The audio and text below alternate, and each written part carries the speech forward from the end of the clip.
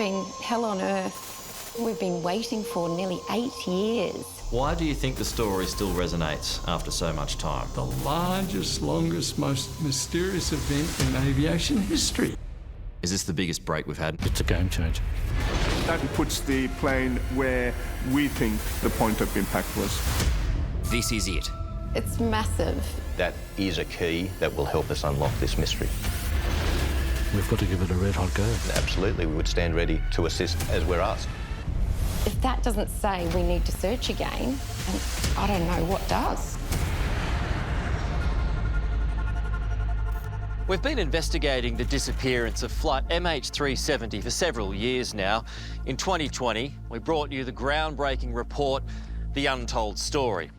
Now, nearly 8 years after it went missing, there's been another breakthrough, and potentially a major one: the precise location of the aircraft.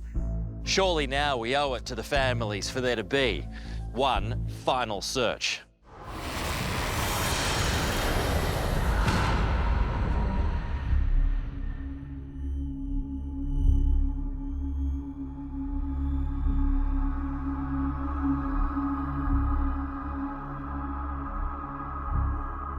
It's overwhelming to think that something so simple could actually solve this mystery nearly 8 years on. And it's heartbreaking for us, but the fact that something has come about and is so promising, we have to hold on to that, because that's all we've got is hope.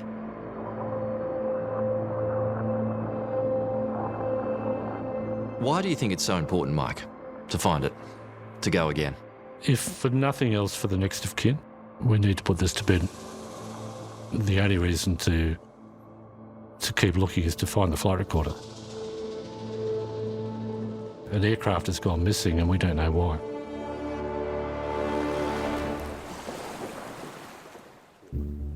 Former Qantas captain Mike Glenn is on a mission.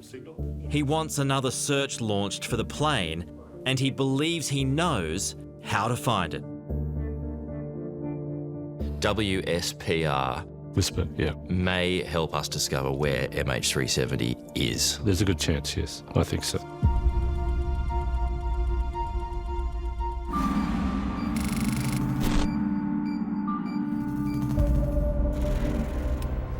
Whisper is a network of weak radio signals that covers the globe. It's led to the creation of a revolutionary new tracking technology using the most unlikely of sources: amateur or ham radios. A ham radio is an amateur radio operator using long-range radios. And what's their purpose? They talk to each other. Around the world? Around the world. They're looking at aircraft. This one's here, this one's there. Well, they're not even looking at aircraft. They're just talking to each other. They're logging who can talk to them and all this sort of thing. This whole idea about tracking aircraft was a very recent development. With input from Captain Mike Glenn, British aerospace engineer Richard Godfrey developed the program. And this is how it works. Ham operators send out signals to see how far they travel. When it's received by another operator, it's logged into the Whisper database. Records go back to 2009. Where does MH370 fit in? Well, people started thinking maybe with the knowledge that when aircraft pass through these links between these two stations, that sometimes they change the signal, and that can be picked up.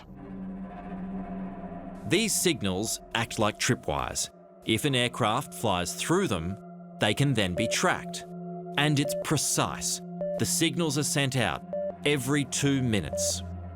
This has now led to a much more detailed flight path for MH370, and more importantly, its final resting place. It's the biggest breakthrough for a long time, right?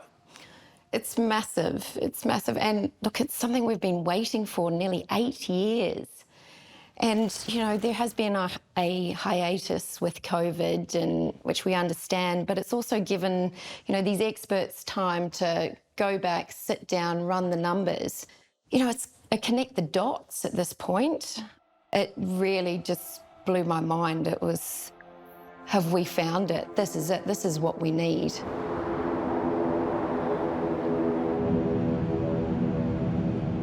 Potentially, this is huge. Potentially very much so. Yes, I'd say it's a game changer because it introduces a whole new way of thinking about what actually happened. To understand what happened, we need to go back to the beginning, to the launch pad of our investigation into MH370.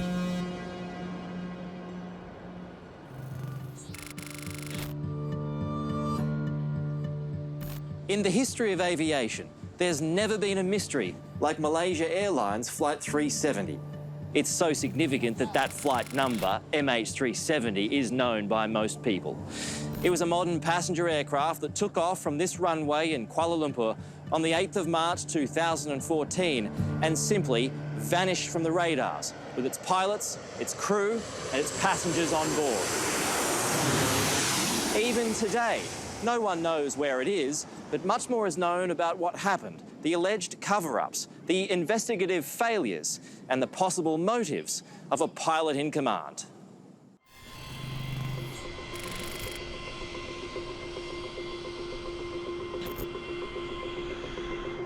It was business as usual at Kuala Lumpur International Airport. Nothing seemed out of the ordinary. Not the planes on the tarmac or the passengers in the terminal. Among those passing through security, Captain Zahari Ahmed Shah, followed by First Officer Farik Hamid, the pilots of MH370. One a junior, the other a veteran.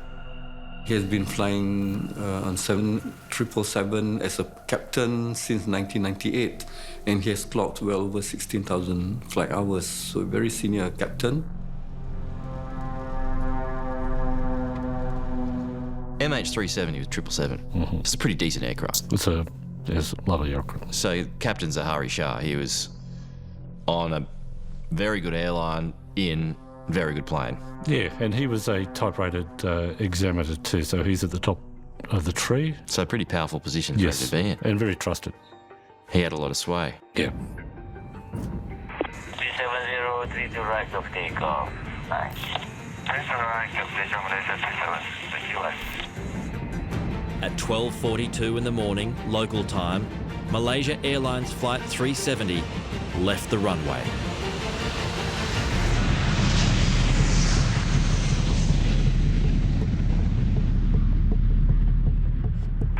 Good night, Malaysia 370.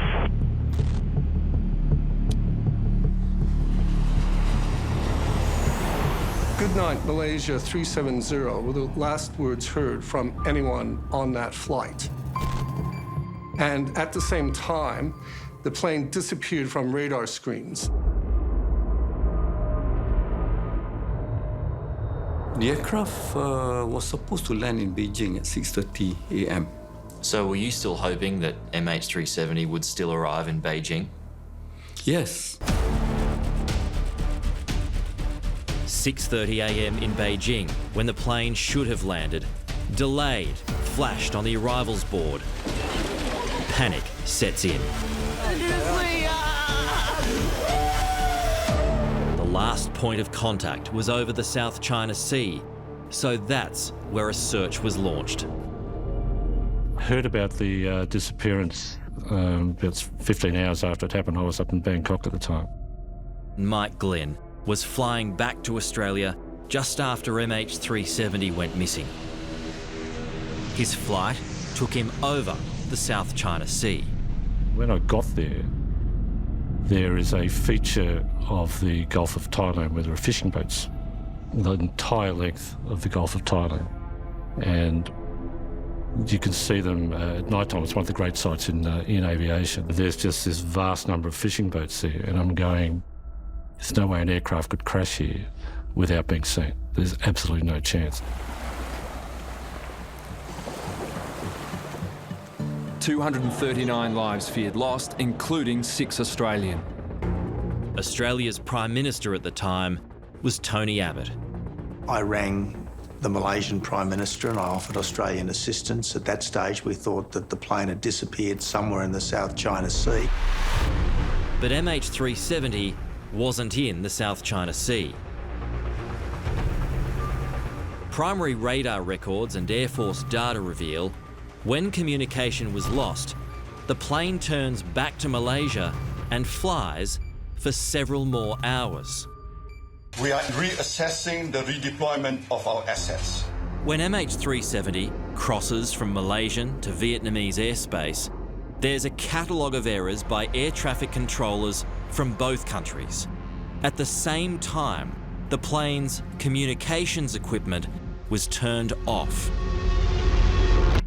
That means you're not visible on civilian radar. And essentially, if you're not visible on civilian radar, nobody can see where you are.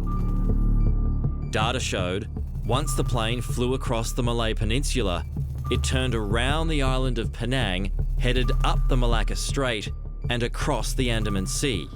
It was even seen on military radar, but no one acts. They had the opportunity when the Malaysian military tracked this plane for an hour. They did not scramble a jet to go and see what was going on. They could have saved us 8 years of pain and suffering. They didn't do that. I think the initial response by the Malaysian government was, shall we say, it took them a while to get organised. There is this system which not even pilots knew about until MH370, which is that although he turned off all these systems he could turn off, there's one which emits via satellite data from engine performance. And the way it works is that, in this case, about every hour, there's a satellite handshake. The aircraft will send a signal to the satellite with data on it, and the satellite will respond, but then transfer that data to a ground station. In this case, it was actually in Perth in Western Australia. Every hour MH370 is flying, satellites pick up an automated ping from the engines. So the plane is clocked until one final handshake on what's known as the 7th arc. That 7th handshake produced a band, which is an arc, and that's where the science suggests the aircraft would be somewhere on that arc, but we don't know where on the arc. Data stopped as the plane crossed the 7th arc, which means that's where MH370 ended its journey. The wreckage is somewhere in the southern Indian Ocean, and as we'll soon reveal, a potential crash site has finally been discovered.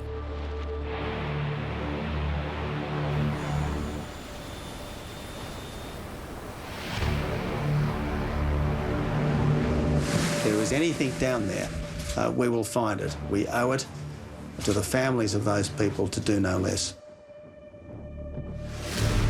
It would become the biggest search in history, led by former Air Chief Marshal Sir Angus Houston. Here's this jet, on the most reliable jets flying, 777. It disappears, and you have loved ones aboard. Well, what happened? Well, we don't know what happened. Where is it? We don't know where it is. We're searching, we're using everything that's available to us, but we can't find it.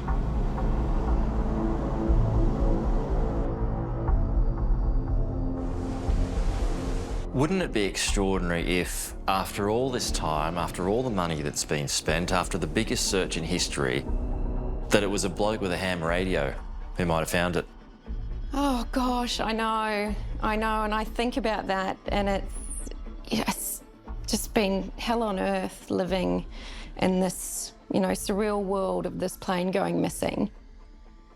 And, at the end of the day, yes, it's been a long time, but at least people have still been looking. That's the big thing. We first met Danica Weeks 2 years ago. She clearly remembered how she found out that her husband was missing. Not from Malaysian Airways. but from a reporter. I got a call from a lady in New Zealand and she asked for Paul. And I said, oh, no, sorry, look, he's on a plane to Beijing at the moment. And she said, so you don't know? And I said, well, no. And she goes, there's been an incident with the plane. Sorry. I'd like you all now to raise your glasses and join me in a toast to my beautiful bride, Kanika. Paul Weeks wasn't meant to be on MH370. He was on his way to Mongolia to work in a copper mine. First stop, an induction course in Beijing. This is a home video of Paul with his 2 young sons the day before he left. At first, he was booked on Cathay Pacific and it was only a day and a half before he got on the flight that it changed to Malaysian Airlines. What was the last thing he said to you? When he was heading off to Mongolia, he said, look, I can't wear my wedding ring and watch on site. Obviously, they're not allowed to, working with big machinery. And he said, so I want you to keep my wedding ring and watch and give the ring to the first son that gets married and the watch to the second son. And I said, oh, don't be stupid, you know, you're going to be fine. You'll go there, come back. That was 8 years ago. 8 long years of not knowing what happened to her husband. 8 years of not knowing where he is. 8 years of hoping that one day she will finally know. Now there is hope. A potential crash site. We've spoken about this in the past, haven't we? These kind of moments of false hope that come along the way where, oh, maybe it's found, no, it's not found. Maybe it's found, no, it's not found. And here we are again. So how does this one compare? Well, yes, along the way we have, you know, been through so much and it's been a real roller coaster of hope and dashed hopes. And so I made sure that I read through this and understood it before I put any energy into it. And everything I've read is just so amazing. And it's just what we've wanted. I get goosebumps. I'm excited. I know it's crazy to say, but we've just never felt so close. And the time has been there to really get this information and you know, trace this plane. And I feel that this is it. I feel this is it. Coming up. When you ditch a 175-ton airplane, that's a massive impact. The plane most likely would have flown further south. Are you inclined to believe that? There is credence to this new theory. He must have been talking with someone. It's just a complete cover-up.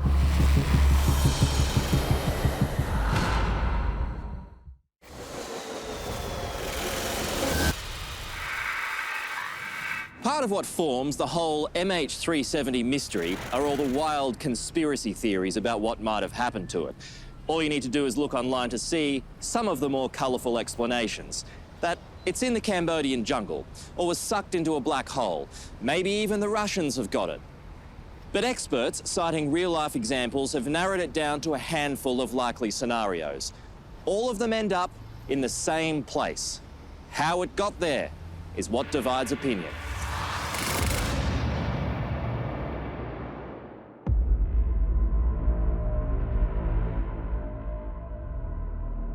My theory is what's always been is that it was the captain who was responsible. It's done probably as a political protest. Captain Zahari Ahmed Shah was politically active and a distant relative of Anwar Ibrahim, the country's opposition leader, who was convicted of sodomy a day before the doomed flight. He was said to be quite upset by that verdict. Now, he was active in the party, but again, there's no claim of responsibility in any of this. But that's one lead. Again, would it be enough for him to take such drastic action without saying he did it? Difficult to say. If you go through Zahari's Facebook posts, very politically active, very anti-government, so there's a case to be made there. Captain Zahari was a 53-year-old pilot with 18,000 flying hours. He was a married father of 3 adult children and a grandfather, known as Ari to his friends and Uncle Ari to his many nieces and nephews. Hi everyone, this is a YouTube video that I made as a community service. In his downtime, Captain Zahari also made videos for his own YouTube channel. In the background here is his home flight simulator. Is it possible that he hijacked the plane and killed those people? I absolutely don't agree with that. Why? I don't see him as a person who could do that. But the just-released whisper tracking of the plane suggests otherwise. Using ham radio signals to detail MH370's flight path, it raises the possibility that politics may have been involved in the plane's disappearance. So he's come up, followed the coast of Sumatra, the east coast and the north coast, down the west coast of Sumatra, and this is the really interesting thing. That is a holding point or a holding pattern. According to the Whisper flight path, at 12 minutes past 3 in the morning, 2.5 hours after takeoff, MH370 went into a holding pattern. How can you tell that? Because there's of a loop of the shape. Yeah, if you see it larger. Wow. So it's a 22-minute holding pattern. Wow. There's no reason to do that. And you have to be manned to do that. Normal aviation, you would think so, yeah. There's been a holding pattern that's basically accounted for some 22 minutes of flying. Yes. Which would take it off the previous endpoint. Reduce the distance it could go south. And this is all according to Whisper. Yes. Only the plane's flight recorder will tell us if MH370 did go into a holding pattern. What do you think was going on for those 22 minutes? Possible negotiation between maybe someone on the ground acting in concert with Captain Zahari, who I believe was responsible. And I think you've got to take into account that his political hero, Anwar Ibrahim, was locked up 5 hours before they left. If I had to speculate, I would say there's a negotiation going on there. You have a new election, you resign, telling maybe Najib that he needs to resign. So that's a possibility. The data points on the Whisper technology that's come through shows that there was a 22-minute holding pattern that was undertaken by the plane. How did you react to that? It was overwhelming, really, because what were they doing in that 22 minutes? And was there negotiations with the pilot? We should be told about it. We should know what happened in those 22 minutes. Were the passengers even alive then? Maybe they were, maybe they weren't.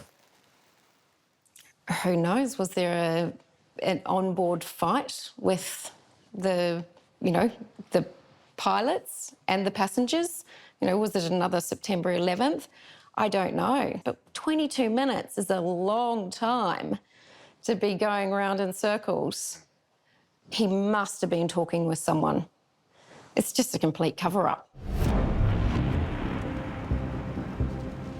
If that holding pattern was not there, let's say, the plane most likely would have flown further south. So that holding pattern actually then puts the plane where we think, from the oceanographic evidence, where the point of impact was.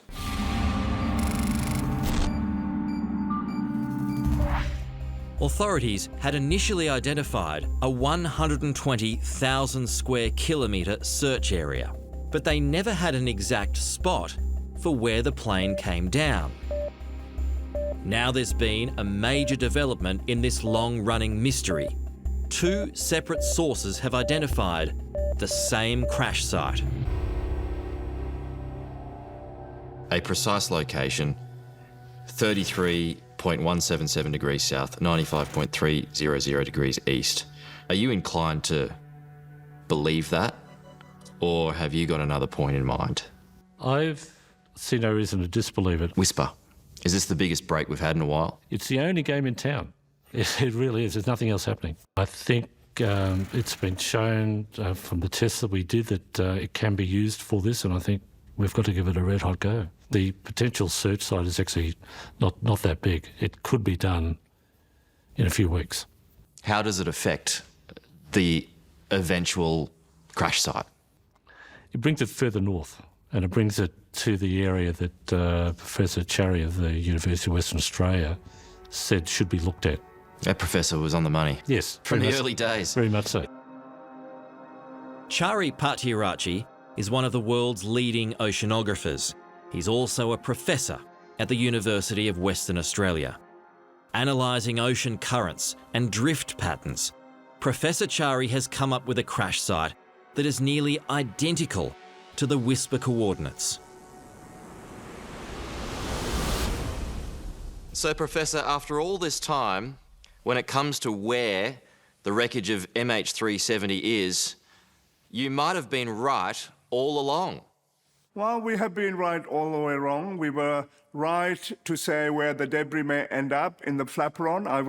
We were the first people to tell where that debris would end up in. So we were right there, and then we were right again now. The site is 1,933 kilometres west of Perth, more than 4,000 metres underwater. Its mountainous seabed known as Broken Ridge. Despite making this finding just 6 months after MH370 went missing, the professor was never invited to take part in Australia's search efforts.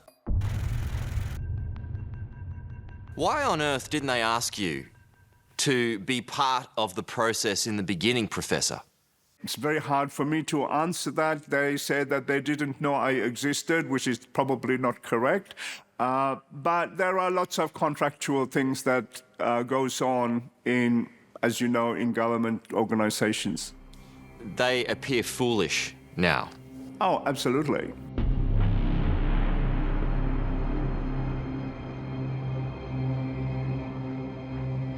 That was, I think, the turning point for me when I realised that it was in the same spot that he had identified many years ago.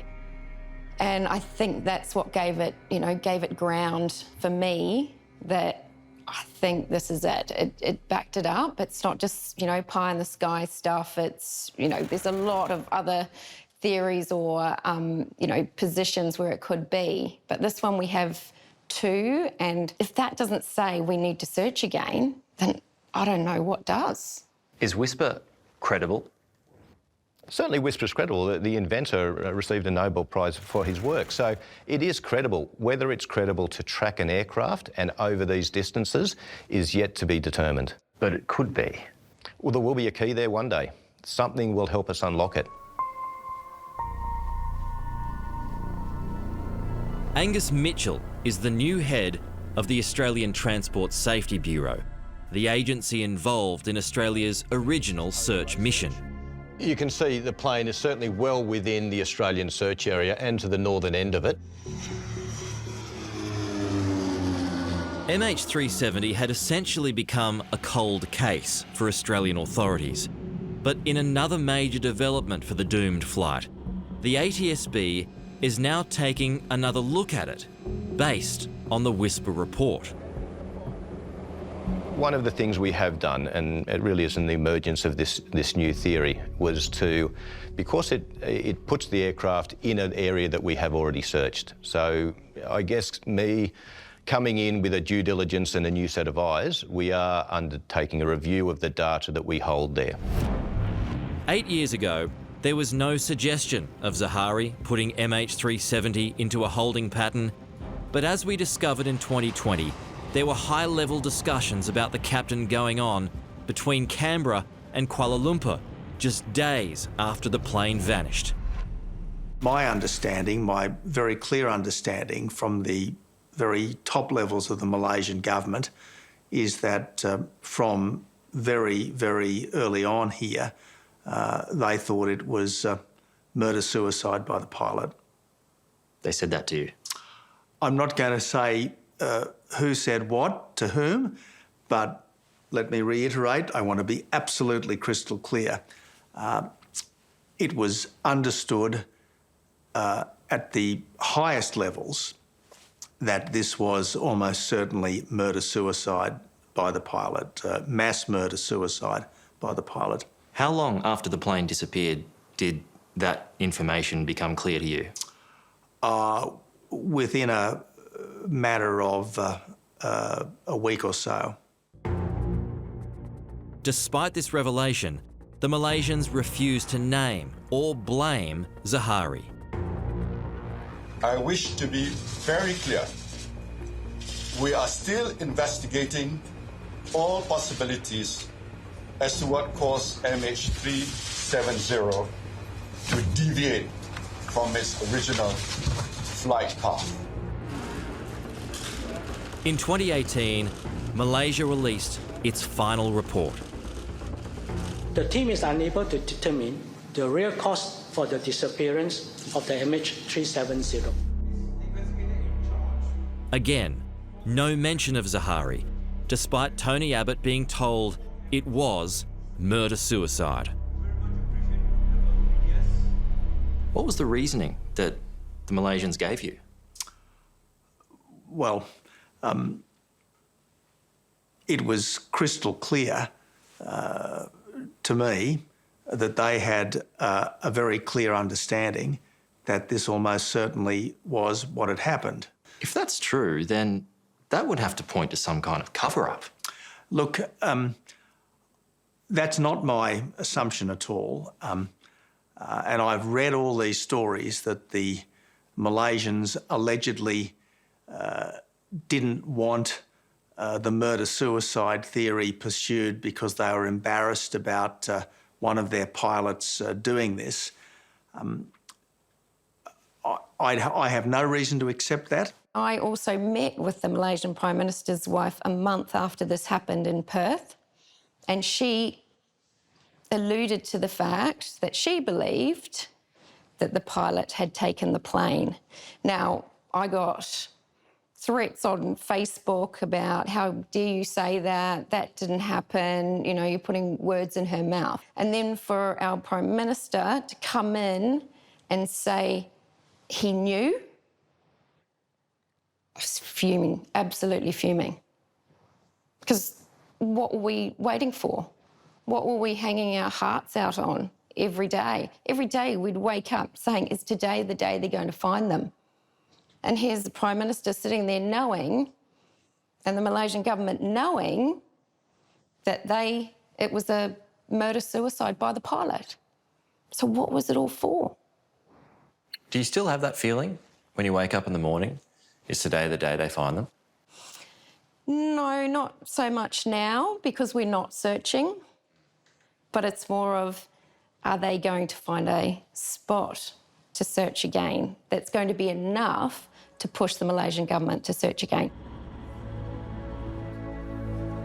In the 8 years since they went missing, there's been just one certainty about the fate of the 239 passengers and crew. It's the debris from the plane that's been found washed ashore, a sad testament to a tragic end for flight MH370.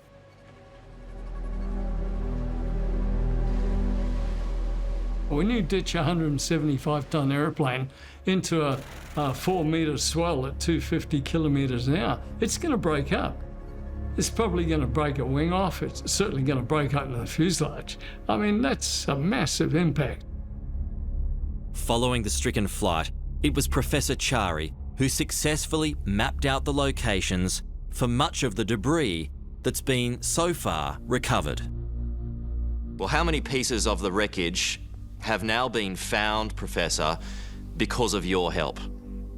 In total, there has been 33 pieces of debris that has been found, have not been confirmed to be MH370, but most likely would have originated from MH370.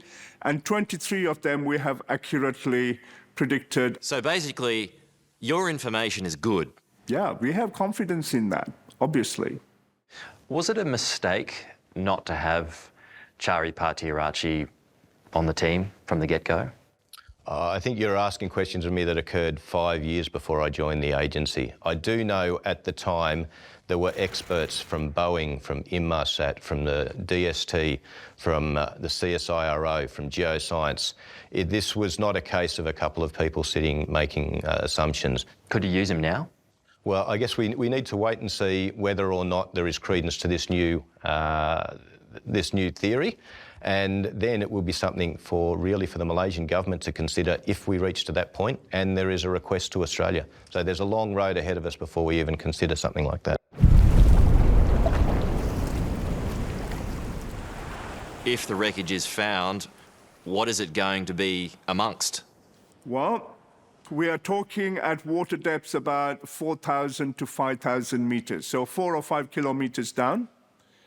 And it is a very rugged, with lots of mountains, if you like, underwater mountains, volcanoes, big cliffs, ravines, etc. So we're in an area which is very close to the edge of what is called Broken Ridge, and that's a 1,000-kilometer underwater mountain range.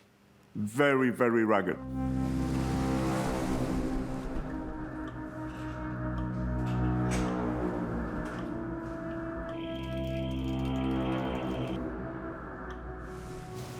What goes through your mind when you think that Paul might be in amongst all of that, his remains?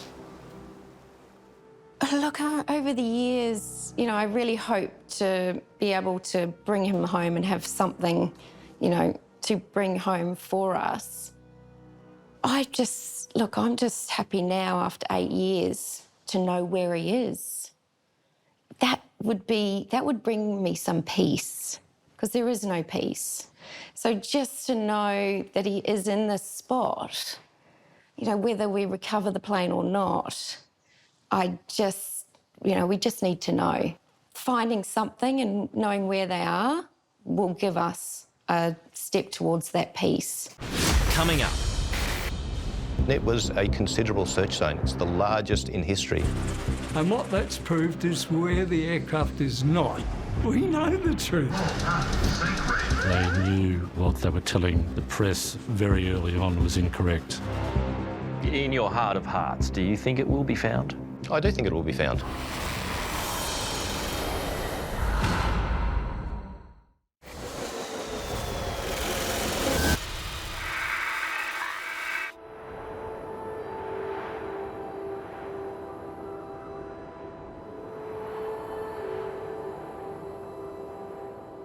Byron, it's now been 8 years. Yeah. Can you believe that? And we're still no closer to the truth now. Well, we are. We know the truth. It's not a mystery. That's your truth. No. If the Malaysian Prime Minister tells the Australian Prime Minister 4 days after the event that it was murder-suicide, and that ties into all the evidence, the deleted practice flight plan, that's the truth, not some theory.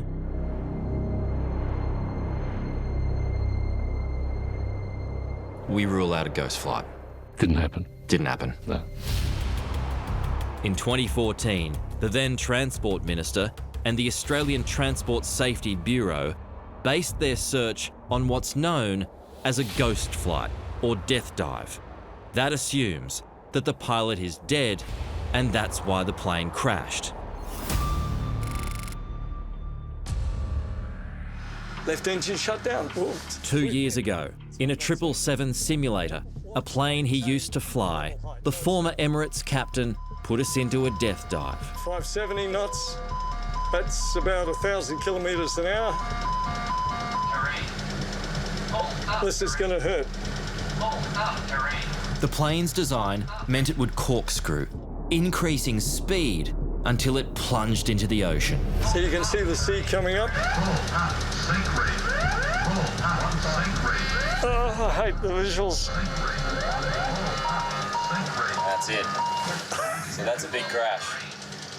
Horrendous. That's a big You crash. would have exploded into millions of bits. To this day, Byron Bailey maintains the search zone was wrong. That's because he says it wasn't a death dive.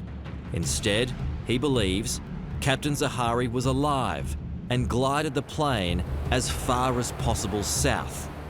That puts Byron's crash site below the search zone. All the evidence points to the fact it was ditched. And I'm sure the captain, brilliant captain as he was, brilliant pilot, was trying to ditch the aircraft in as far south, remote location as possible. My concern in this case, for those who say that the aircraft crashed in a so-called ghosted flight, they made up their minds near the start that this occurred. So they're looking for supporting evidence all the way along the line to collaborate that part. Sometimes it's convenient to turn your back on something as far as government's concerned. What are you referring to there? Countries are very protective about their own organisations, airlines, reputations, etc.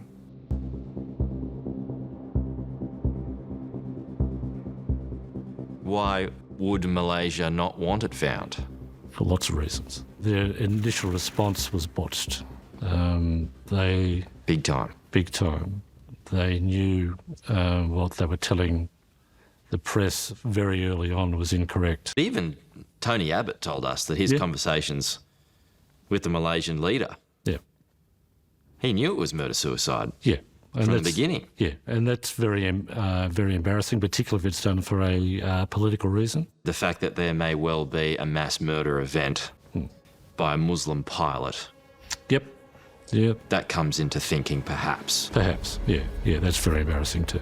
It goes against the whole narrative of the country, really.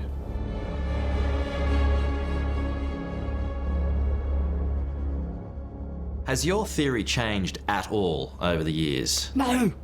Not even a little bit? No. We're in cruise at 39,000 feet. Back in 2020, Byron showed me what he thinks happened to MH370. Hello, engine's running now. Looks like we have flamed out. Byron believes Zahari was still alive and still in control of MH370 right to the end. Okay, I'll start to flare now. And then we hit the water. We are dead. So do you know where it is? Yeah. Where is it? Latitude 3910 southeast 8818. If Byron's right, this is it. Just outside the search zone. That's very specific. Yep. What if you're wrong? Well, let's just say the ATSB, as part of their searching 40 miles either side of the arc, came within about 30 kilometres of where we reckon the aeroplane ditched. If I'm wrong, then it means the aeroplane's probably been taken by aliens or is sitting in a hangar somewhere in Kazakhstan.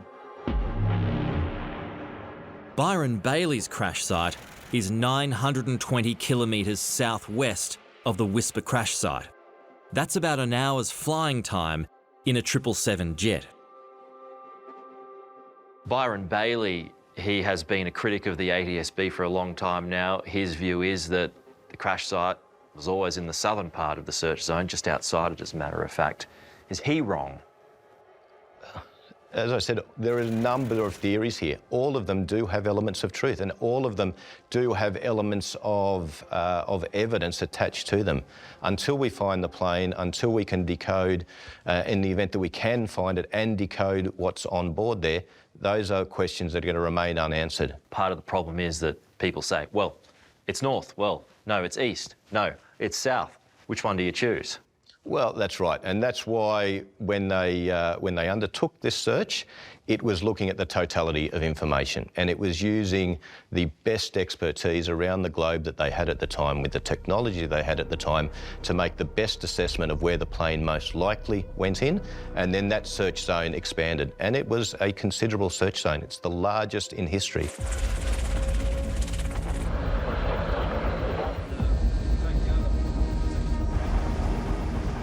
They've already searched 250,000 square kilometres over 4 years, and what that's proved is where the aircraft is not. We know where it is. There's never been an accident. Nearly 8 years on, and Byron Bailey is as passionate as ever about MH370. So much so that he's pushing for an inquest. 238 people were murdered. Including Australians. Yeah, 6 Australian. And I wrote requesting a coronial inquest. And after much prodding, a reply came back saying, we have sent the request to the Department of Justice, Attorney General's Department for consideration and analysis. Well, what do they know about aviation? Anyway, eventually the reply came back after Tony Abbott had mentioned about the murder-suicide in the 2020 documentary. And the reply said, we need further information. So I said, but isn't the fact that a former Prime Minister says there was murder-suicide committed, isn't that enough information? Never heard another word. You're quite obsessed with this case, it's fair to say. Oh, yes, absolutely, because... Why don't you give up? No, I'm backed by a lot of people worldwide egging me on, saying, keep going, we need the search to be restarted. That's why I'm here. We want the search restarted in that small area that the Australian Transport Safety Bureau refused to go that little bit further south when they could.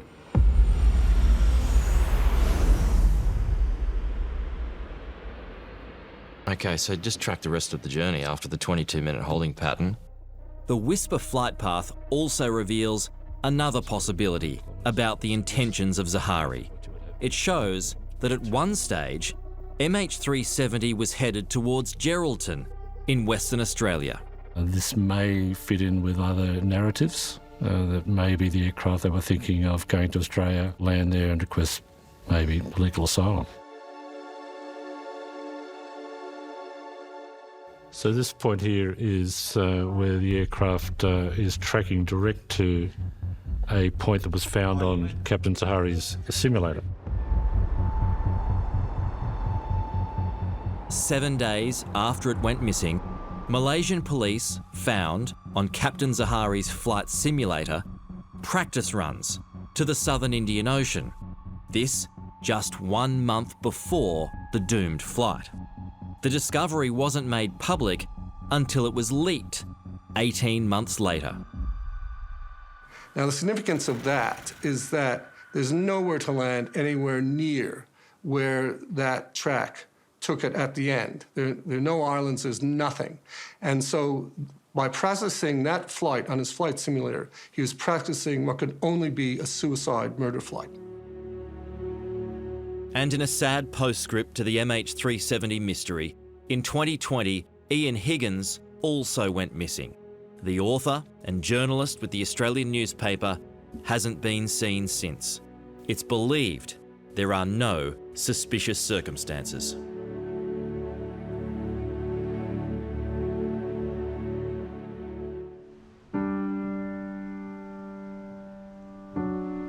When we last caught up with Danica Weeks, there was a new man in her life, John.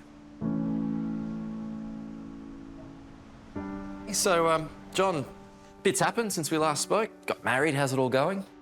Good, yeah. No dramas yet? Of course, no.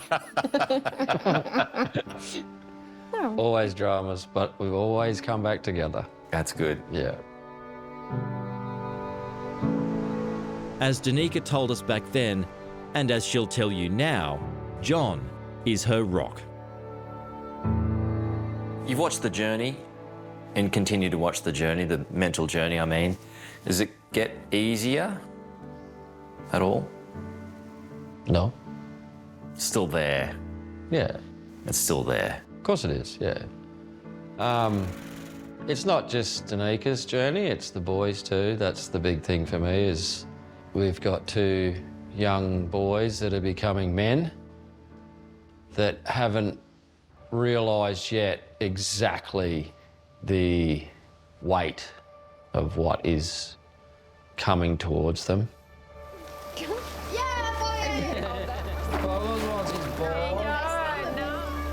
The last time they saw their father, Lincoln was 3 and Jack, 11 months old. I don't think any of us ever realised, how long it would be. I thought that this would all be, you know, tied up in a perfect little bow. We'd know what had happened before the boys got to an older age, and we could tell them the truth and tell them what happened. You know, people used to say to me, you need to tell them the truth. And I'm like, but I don't know the truth. So I'd be lying to them. And then if they got to their age now where they're asking questions and they would say, well, you lied to us, Mum. So I'm happy I didn't give them some narrative that hasn't happened, because we just don't know yet. Come on, Redders.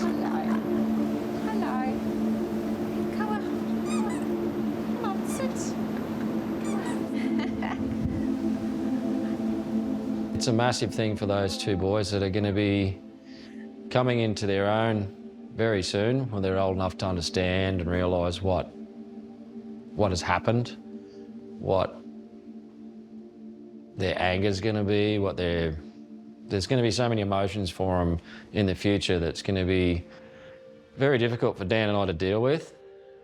Whether they take it one way or the other, it's going to be hard for them, I think. He wants to play. He wants to play. Get boggles! Get boggles! In your heart of hearts, do you think it will be found? I do think it will be found. When, I cannot tell you.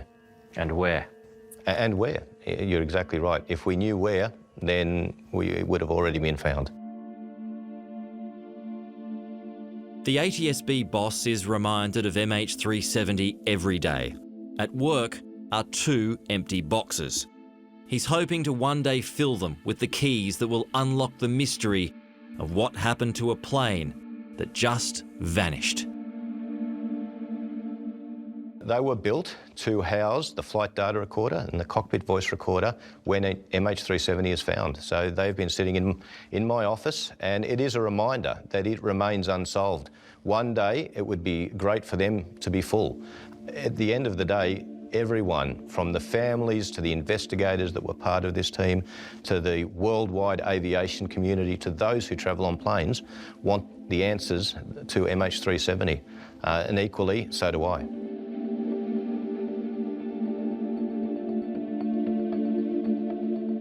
You know, this worst part about this is the not knowing. It's the not knowing, you know, what happened. You run so many scenarios through your brain. There's been so many theories, you know, but they are somewhere. We just need to know so we can get some peace and we can bring our loved ones home and have our memorials and our funerals. And we're still stuck at March 8th.